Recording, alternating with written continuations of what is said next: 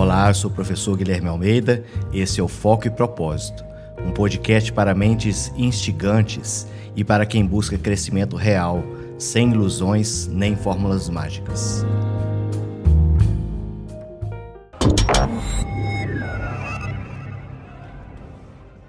Sabe aquela sensação muito específica de andar por uma cidade grande? Parece que a gente é uma gota d'água num rio que não para nunca. É um fluxo constante de luz, de som, gente passando, notificação no celular. Tem uma pressão, assim, quase invisível para ser produtivo, para não perder a hora, para estar sempre conectado.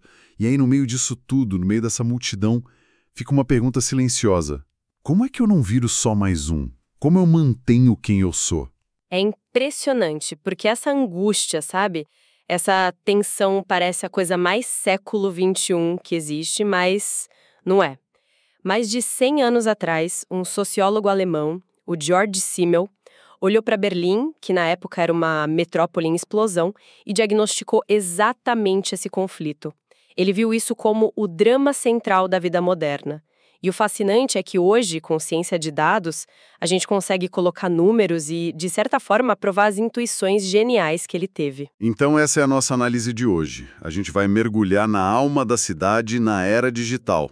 Como é que as forças da metrópole e da economia do dinheiro, que hoje são turbinadas pela tecnologia, como é que elas moldam a nossa mente, a nossa psicologia.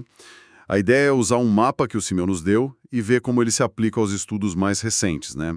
Sobre neurociência da atenção, sobre as leis matemáticas que regem as cidades e sobre os impactos da economia de aplicativos. Ok, vamos começar por esse conflito central que o Simmel identificou. Que luta é essa que define a vida na cidade grande? Para ele, a nossa existência na modernidade é, no fundo, uma grande batalha do indivíduo para proteger duas coisas: a própria autonomia e a sua singularidade. E essa batalha é travada contra duas forças gigantescas, impessoais, quase esmagadoras. A primeira é a própria metrópole. Ele descreve como um ambiente de estímulos nervosos incessantes, rápidos, um verdadeiro bombardeio sensorial. A segunda força é a economia monetária. É a lógica do dinheiro, que tem essa capacidade de reduzir tudo e todos a um valor que pode ser calculado, quantificado, e que, no fundo, é indiferente à qualidade única das coisas. Então, a luta da pessoa é para não virar só mais uma peça nessa engrenagem, né? Para não ser engolida por esse sistema todo. Exatamente. É a resistência do sujeito para não ser nivelado, para não ser dissolvido nesse grande mecanismo social e técnico que opera por quantidade e não por qualidade. Essa ideia que ele teve da intensificação da vida nervosa. No alemão original, Steigerung des Nervenlebens. É algo que, nossa, todo mundo que já pegou um metrô lotado na hora do rush entende na pele. Esse bombardeio constante que força a nossa mente a se adaptar o tempo todo. Mas isso era uma observação filosófica dele, certo? Como que a ciência hoje prova que isso é um fato e não só uma sensação? E aqui a conversa fica realmente interessante. A gente pode conectar essa observação de mais de um século com o que há de mais moderno em ciência de dados, as chamadas leis de escalonamento urbano, ou urban scaling. O conceito principal aqui é o de escalonamento superlinear. Superlinear. Isso soa complicado. O que significa na prática? É mais simples do que parece. Significa que quando uma cidade dobra de tamanho, vários indicadores sociais e econômicos não só dobram também, eles aumentam mais do que o dobro. Pensa em coisas como renda, número de patentes, criatividade, mas também em coisas negativas, como a incidência de certas doenças ou a criminalidade. A relação não é de 1 para 1. Entendi. Então, se uma cidade de 1 milhão de habitantes passa a ter 2 milhões, a gente não tem o dobro de inovação, mas sim mais do que o dobro. E, imagino, mais do que o dobro de estresse também. Precisamente. E é aí que entra a prova para a tese de Simmel. Um estudo muito importante, chamado The Scaling of Human Interactions with City Size, analisou uma montanha de dados de comunicação como ligações telefônicas, contatos sociais, e eles descobriram que a atividade total de comunicação numa cidade cresce com um expoente de mais ou menos 1,12, ou seja, é super linear. Isso é validação quantitativa, matemática do que Simmel disse. A aglomeração urbana gera, de forma estatisticamente previsível, um aumento desproporcional na intensidade das interações. É um custo cognitivo que cresce mais rápido que a população. Isso me lembra muito as pesquisas do Daniel Goleman sobre a atenção. Ele sempre diz que a atenção é um recurso finito, tipo um músculo que cansa. A vida na cidade, com esses estímulos que vêm de todos os lados, o que ele chama de estímulos de baixo para cima, causa uma fadiga cognitiva. A nossa atenção é sequestrada o tempo todo por um barulho, uma propaganda, uma notificação. A gente é forçado a criar filtros, mecanismos de defesa só para conseguir pensar com clareza. O que nos leva a uma pergunta fundamental. Se a nossa mente está sob esse ataque constante, como a gente sobrevive a isso? Como não enlouquecemos? Simmel diz que a gente desenvolve uma armadura psíquica. Que armadura é essa? Quais são as peças dela? Ele descreve 4 grandes mecanismos de autopreservação que são forjados, assim, no calor da alma urbana. O primeiro, e talvez o mais fundamental, é o caráter intelectualista. Diante desse bombardeio de estímulos, a nossa reação passa a ser cada vez mais pela cabeça, pela razão, e não pelo coração, pela emoção. A gente se torna mais frio e calculista para se proteger. Exato. Simmel diz que o intelecto é o nosso órgão mais superficial, o mais distante das profundezas da personalidade. Ele funciona como um escudo. E essa atitude é reforçada a cada segundo pela economia do dinheiro. A vida na cidade exige precisão, pontualidade, cálculo, horários de trem, pagamentos, logística, contratos. Tudo é regido pelo relógio e pela calculadora, que são instrumentos da razão pura. É interessante porque isso explica aquela frieza que a gente às vezes associa ao mundo corporativo, ao mercado financeiro. É uma armadura profissional no fim das contas. Uma forma de se anestesiar emocionalmente, usando a lógica como escudo. Perfeitamente. E essa frieza nos leva direto ao segundo mecanismo, que é a famosa atitude blasé. É aquela indiferença, aquele ar de tédio sofisticado que a gente associa tanto ao morador da metrópole. E Simmel diz que ela tem uma origem dupla, muito interessante. Uma é o esgotamento, eu imagino. Sim, a primeira é fisiológica, é a saturação nervosa.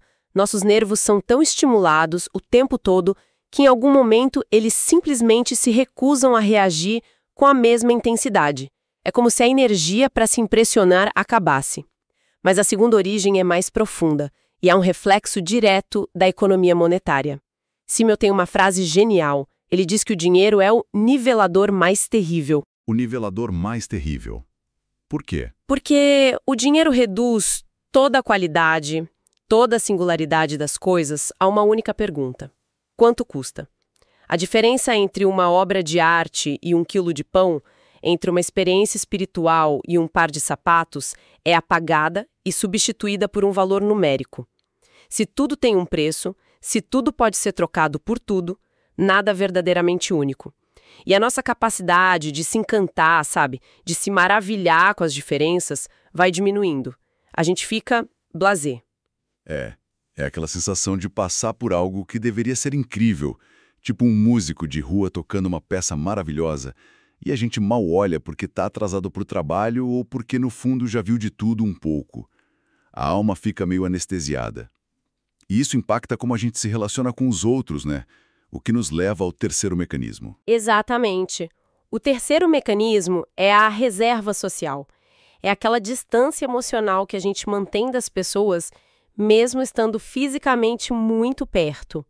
É o acordo silencioso do elevador, não é? Todo mundo olhando para o celular, para o teto, para qualquer lugar, menos um para o outro. O famoso cada um no seu quadrado, mesmo que o quadrado tenha 1 metro por 1. Isso. Essa reserva é o que permite a grande liberdade da metrópole. Você pode ser quem você quiser, porque ninguém está realmente prestando atenção. É o paradoxo de estar cercado por milhões de pessoas e ainda assim poder ser completamente anônimo. O preço dessa liberdade, claro, pode ser uma solidão profunda, um isolamento no meio da multidão. Um tema que nunca foi tão atual. Certo. Então temos o intelectualismo como escudo, a atitude blasé como filtro e a reserva social como espaço pessoal. E qual é a última peça dessa armadura? Você disse que era a mais contraintuitiva de todas. É o grande paradoxo da metrópole, a individualização extrema. Pensa comigo, se a cidade e o dinheiro estão o tempo todo tentando nos transformar em apenas um número, em uma quantité négligeable, uma quantidade insignificante, qual é a reação mais forte? É gritar: eu não sou um número, eu sou único. O indivíduo é empurrado a se destacar de qualquer maneira. É a necessidade de se diferenciar a todo custo. A todo custo. E isso, segundo Simmel, leva à exibição de excentricidades, de maneirismos, de uma originalidade às vezes até forçada. É uma forma de conquistar um senso de valor próprio, mas de um jeito indireto. Ele diz que a gente faz isso através da consciência alheia. Ou seja, a gente precisa que os outros reparem na nossa diferença para a gente se sentir especial. É uma busca desesperada por singularidade num ambiente que prega a massificação. Então vamos trazer essa discussão para hoje. Como essa busca desesperada por diferenciação, essa individualização extrema, aparece na cidade do século XXI. Onde a gente vê isso acontecendo? Se a gente conectar isso ao quadro geral, a melhor forma de atualizar Simmel é olhar para as teorias do sociólogo francês Pierre Bourdieu sobre capital cultural e para o fenômeno da gentrificação. A luta pela distinção hoje não é só sobre o jeito de se vestir ou de falar. É sobre gosto, sobre consumo, sobre estética. A nova elite urbana usa seu capital cultural. O tipo de comida que come, a música que ouve, a arte que consome, o design da sua casa, como a principal ferramenta para se diferenciar. E a gentrificação é quando essa luta por diferenciação se manifesta no mapa da cidade. Precisamente. A gentrificação é a expressão espacial dessa luta. O pesquisador Gary Bridges diz que a renovação de bairros operários antigos com uma nova estética autêntica, o café artesanal, o bar de gin, a galeria de arte no lugar da oficina, o tijolo aparente, tudo isso serve como um ponto focal para essa nova classe se distinguir. Ela se diferencia tanto da classe trabalhadora que está sendo expulsa dali, quanto da classe média tradicional que mora nos subúrbios. É uma afirmação de identidade através do espaço. E a cultura, nesse processo, vira uma moeda com valor econômico bem real. Sem dúvida. Tem uma pesquisa fascinante chamada The New Urban Success que provou isso. Eles mediram o capital cultural de vários bairros usando fotos e tags de uma antiga rede social de imagens, o Flickr. E o resultado foi cristalino. Bairros com alto capital cultural, ou seja, com mais fotos de galerias de arte, cafés descolados, livrarias, tendiam a ter um crescimento muito maior nos preços dos imóveis. O valor simbólico da autenticidade e da cultura é convertido diretamente em valor econômico no mercado imobiliário. E as tecnologias digitais, como a economia dos aplicativos, a gig economy, como elas se encaixam nessa história toda? Elas aliviam ou intensificam esse processo? Elas são a encarnação perfeita e turbinada das forças que Simmel descreveu. A gig economy opera na lógica mais pura do intelectualismo e do dinheiro. Cálculo de tempo, otimização de rota, eficiência, avaliações numéricas de 1 a 5 estrelas, tudo é quantificado. Um estudo da FGV Direito SP mostra como a tecnologia, como o GPS nos smartphones, permite uma instrumentalização total do trabalho na cidade, intensificando ao extremo a vida nervosa. O motorista ou entregador está o tempo todo respondendo a estímulos do aplicativo, gerenciando múltiplas plataformas, lutando contra o relógio. É a Steigerung des Nervenlebens de Simmel, só que agora com a pressão de um algoritmo no bolso. É como se cada notificação do aplicativo fosse mais um pequeno choque nos nervos, sabe? Mais uma demanda daquele mecanismo impessoal que só quer saber de números. Tempo de entrega, nota do cliente, quilômetros rodados. Exatamente. A tecnologia não criou o problema, ela apenas o amplificou a um nível que Simmel talvez nem conseguisse imaginar. Fazendo uma pequena pausa para a gente recapitular a jornada, nós partimos do diagnóstico filosófico de Simmel, de mais de um século atrás, sobre essa luta fundamental pela singularidade na metrópole. Depois, vimos como a ciência de dados de hoje, com o escalonamento superlinear, prova que a sobrecarga nervosa é um fato matemático da vida urbana. Entendemos a armadura psíquica que a gente cria para sobreviver a isso, o intelectualismo, a atitude blasé, a reserva e a individualização extrema.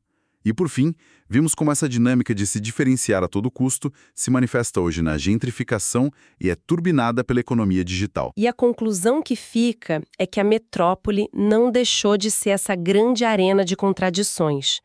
Ela continua nos oferecendo uma liberdade que não existe em nenhum outro lugar, através do anonimato e da reserva, mas o preço que pagamos por isso é uma sobrecarga cognitiva e emocional brutal, que agora sabemos que cresce mais rápido que a própria cidade. O debate sobre o futuro das cidades, sobre as smart cities, precisa ir além da eficiência tecnológica. Precisa começar a falar sobre a sustentabilidade psíquica dos cidadãos. Sustentabilidade psíquica, gostei desse termo. É reconhecer que essa luta desesperada pela singularidade não é um capricho individual. Ela está fundamentalmente ligada à lógica quantitativa da cidade e do dinheiro. Planejar uma cidade mais humana é planejar uma cidade que reconhece e alivia esse custo cognitivo superlinear. Fica aqui uma última provocação para a gente pensar. O Simmel disse que a gente busca se diferenciar para conseguir um senso de valor através da consciência dos outros. Na nossa era de redes sociais, essa consciência alheia foi traduzida em métricas perfeitas, explícitas, likes, seguidores, compartilhamentos. A minha pergunta é, será que na nossa busca incessante por sermos únicos, por mostrarmos nossa singularidade online, nós não acabamos transformando a nossa própria identidade na forma mais refinada e voluntária da quantificação da qual a gente originalmente estava tentando escapar?